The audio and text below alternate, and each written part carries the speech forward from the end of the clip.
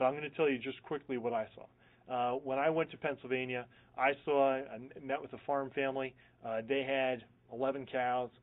There was a freshening, which probably none of you know what the hell that means. Those cows had babies. That woman was pulling 8 out of 11 dead calves out of that calf because of the contamination of fracking. I saw farmers that signed leases, and they did not become shillionaires. They were not making a lot of money. In fact, their entire lives were disrupted as the industry ran ramshod over their property even before any fracking had occurred. Within a very short period of time, they could light their water on fire.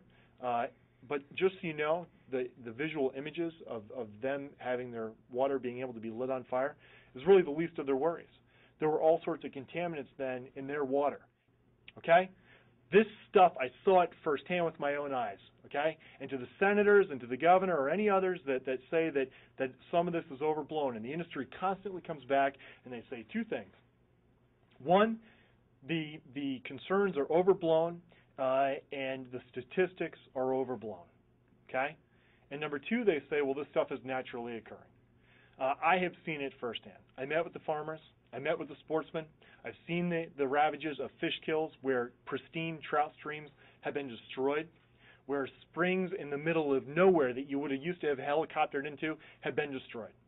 And this, we all owe it to ourselves to make sure that we dig a little deeper into this issue, because even those folks that are pushing this so strong as a job creation and recovery plan, 5 years from now they're going to have constituents, many from their base, sportsmen and farmers, knocking down their doors because the water's been contaminated, the landscape has been contaminated, the environment has been contaminated, and they have been hoodwinked into contracts that are garbage, that need disclaimers. There are thousands of pieces of property right now that are being tied up throughout the state. I have a little bit of passion about this.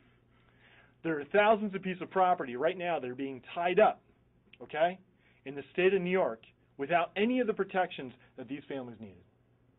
And we're doing that right now. So I stand here with Senator Carlucci. I know he's going to speak.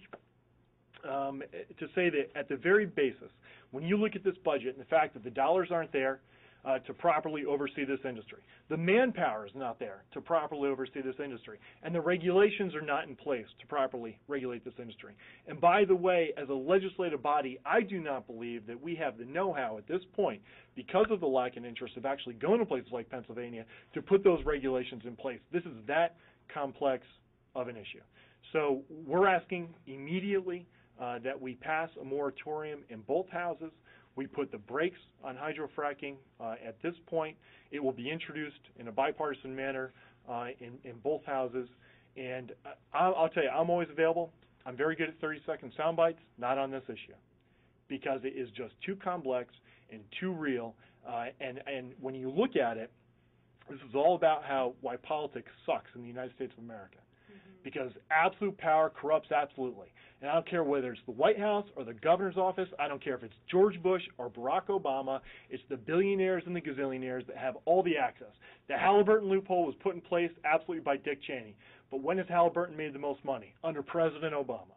And Pennsylvania moved forward without putting the proper regulations in place and without putting the proper manpower in place. And that's why there has been devastation throughout that state. We have to make sure that that doesn't happen in New York. This issue symbolizes exactly why I think most people hate politics. Okay, there's an extreme amount of power in the industry to just get this done. And in a day and age where you have those in the Tea Party pointing to those on Occupy Wall Street and pointing at each other as if you're the problem, sometimes if they would just look up and realize that it's the gazillionaires amongst us or above us who have amazing access, whether it be a state capitol or the White House, and whether it be a Republican governor or Democratic governor. So we're fighting an extraordinary fight against an industry that has extraordinary power, and all you have to do is look to Pennsylvania to see how the regulations